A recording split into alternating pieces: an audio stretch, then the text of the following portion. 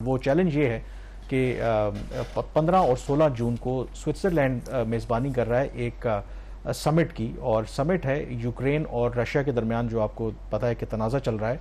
तो उसके हवाले से वो एक समिट का इनेकाद कर रहे हैं, और ये समिट पहला नहीं है, इससे पहले 2-3 इस तरह की कॉन्फ्रेंसेज हो चुकी हैं, लेकिन उसमें पाकिस्तान को इन्वाइट नहीं किया गया था। लेकिन इस दफ़ा पाकिस्तान को भी दावत दी गई है, क्योंकि वो ये कह रहे हैं कि एक ब्रॉडर कंसेंसस जो स्विट्जरलैंड है वो डेवलप करना चाहता है। क्योंकि स्विट्जरलैंड आपको पता है कि वो अपनी एक यूनिक, उसकी तो कि यूरोप में है, लेकिन वो अपने आप को एक न्यूट्रल कहते हैं, ताकि इस तरह के जो कॉन्फ्लिक्ट्स होते हैं उसमें अपना एक किरदार अदा कर सकें। तो ब्रॉडर कंसेंसस के लिए जो सो कॉल्ड से ग्लोबल साउथ कहते हैं, तो उन ममालिक को भी वो दावत दे रहे हैं। भारत को भी उन्होंने दावत दी है, चीन को भी उन्होंने बुलाया है। और पाकिस्तान के लिए इसमें चैलेंज ये है, क्योंकि आपको पता है कि यूक्रेन और जो रूस का तनाज़ा है, तो पाकिस्तान ने बड़ी अपनी एक डेलिकेट पोजीशन आपको पता है कि मेंटेन की है। हम पब्लिकली ये पोजीशन ली है कि हम इसमें न्यूट्रल हैं, हम ना रशिया के साथ हैं, ना हम यूक्रेन के खिलाफ हैं। दो कि हमारे पे इल्ज़ाम भी लगते रहे कि शायद थ्रू थर्ड कंट्री हम यूक्रेन को कोई असला वगैरह सप्लाई कर रहे हैं, जिसकी पाकिस्तान पब्लिकली बड़ी मजम्मत करता है। अब जो दफ्तर खारजा है वो ये कह रहा है कि यस, हमें ये इन्विटेशन मिली है, और इस वक्त हम इसको कंसिडर कर रहे हैं कि क्या हमें जाना चाहिए या नहीं जाना चाहिए। मतलब पाकिस्तान के क्रॉस रोड के ऊपर खड़ा है, मामला किसी का है, पोजीशंस हमारी जो है वो कंप्रोमाइज हो जाती हैं। आप ये कह रहे हैं कि इसमें चीन को भी इनवाइट किया गया है, बट गालिबन रूस को इनविटेशन नहीं गया, तो फिर न्यूट्रलिटी वाली बात तो ना हुई ना फिर। तो बिल्कुल, असल में यही मैं उसी तरफ आ रहा था कि ये चीज़ें जिनको बुलाया गया है, कि असल लड़ाई तो आपको पता है कि रूस और यूक्रेन के दरमियान है, तो उसमें यूक्रेन और बाकी जो यूरोप के ममालिक हैं, जो बाकी एशिया में ममालिक हैं, मिडल ईस्ट के अंदर, उनको दावत दी गई है, लेकिन रूस को इसमें बुलाया नहीं गया। अब चीन ने ऑलरेडी इनकार कर दिया जाने से, क्योंकि उन्होंने कहा है कि अगर वाकई ये पीस कॉन्फ्रेंस है, तो जब दूसरा फरीक मौजूद नहीं होगा तो फिर कैसे अमन आएगा। तो उन्होंने तो एक कंडीशन लगाई थी कि अगर आप रूस को दावत देते हैं तो फिर हम आएंगे, अगर आप नहीं देते तो फिर हम नहीं जाएंगे। तो स्विट्जरलैंड ने तो इनकार किया कि नहीं, रूस को तो वो बुला नहीं रहे। अब जो पाकिस्तान के लिए जो सबसे बड़ा मसला है, एक तो चीन ने फैसला कर दिया है, और आमतौर पर आपको पता है कि इस तरह के जो बड़े इंटरनेशनल और रीजनल जो इश्यूज होते हैं, तो हम चीन की तरफ ही देखते हैं, और चीन जो फैसला करता है आमतौर पर हमारी जो पोजीशन है उनके साथ ही अलाइन होती है।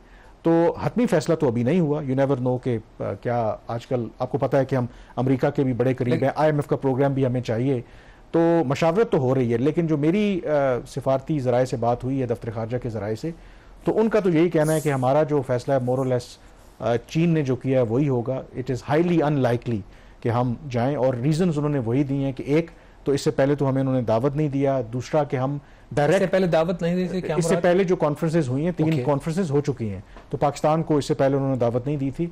एक दूसरा ये कि हम कोई डायरेक्ट उस तरह स्टेक होल्डर नहीं है। तीसरी बात ये है कि हमारी पोजीशन जो है वो न्यूट्रल है। एंड फिर चौथी जो उसके अंदर इंपॉर्टेंट बात है कि वही जो चीन कह रहा है कि अगर वाकई ये जेन्युइन पीस इनिशिएटिव है, तो अगर रूस को भी दावत देते तो फिर समझ आती। रूस को उन्होंने नहीं बुलाया, तो इसलिए उन्होंने ये कहा है कि चांसेस यही हैं कि पाकिस्तान पोलाइटली जो है टर्न डाउन कर देगा। लेकिन हैविंग सेड दैट, मुझे एक सीनियर एहलकार ने बताया कि अभी हतमी फैसला नहीं हुआ, तो कुछ कह नहीं सकते, पर चांसेस यही हैं कि हम भी नहीं जाएंगे। अच्छा, वैसे प्राइम मिनिस्टर के पास नेचुरली एक एक्सक्यूज तो है ना, अब ईद की छुट्टियां होंगी उन दिनों में, और वो उन्होंने एक मजहबी त्यौहार भी मनाना होगा, तो वो एक बहाना तो बनता है उनका, मेरिट पे बनता है कि जी मैं ईद मनाना प्रेफर करूंगा, बजाय कि एक कंट्रोवर्शियल जगह में जो है इशू में पढ़ूँ, तो अवॉइड तो कर सकते हैं। But on a serious note, देखिए इस तरह के इवन के जो इवेंट्स होते हैं, इसमें पाकिस्तान को कोई डायरेक्टली और इवन इनडायरेक्टली भी कुछ लेना देना नहीं है, और इस तरह के जो एक ब्लॉक्स भी बनाने की कोशिश होती है दुनिया भर में, उसे अवॉइड करना ही ज़्यादा बेहतर है।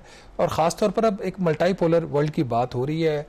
आप पहले तो होता था कि आप अमेरिका को नाराज़ नहीं कर सकते, हम तो शायद अभी भी नहीं कर सकते बिकॉज ऑफ द IMF और हमारे जो बाकी मामला हैं, बट उस तरीके से अब अमेरिकन जो इन्फ्लुएंस है वो नहीं रहा, इन्फ्लुएंस कम हो रहा है।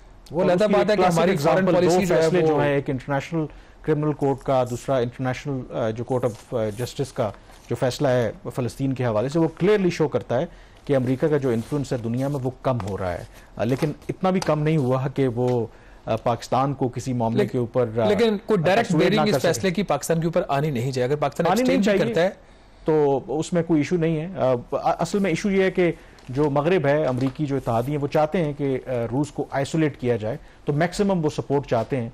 और इसमें इंटरेस्टिंग जो अभी तक की इतलात हैं, यू नेवर नो कि चीज़ें चेंज हो जाएं, जो इतलात आ रही हैं, भारत को दावत दी गई थी, भारत ने ये दावत कबूल कर ली है। ये बड़ा इंटरेस्टिंग है क्योंकि भारत के भी आपको पता है कि रूस के साथ बड़े क्लोज रिलेशनशिप हैं, यूक्रेन के साथ भी उनके हैं। तो ये अब देखने वाली बात है कि क्या भारत वहां पे जाएगा। चीन ऑफ कोर्स नहीं जा रहा, पाकिस्तान मोस्ट लाइकली यही है कि शायद इस कॉन्फ्रेंस में ना जाए।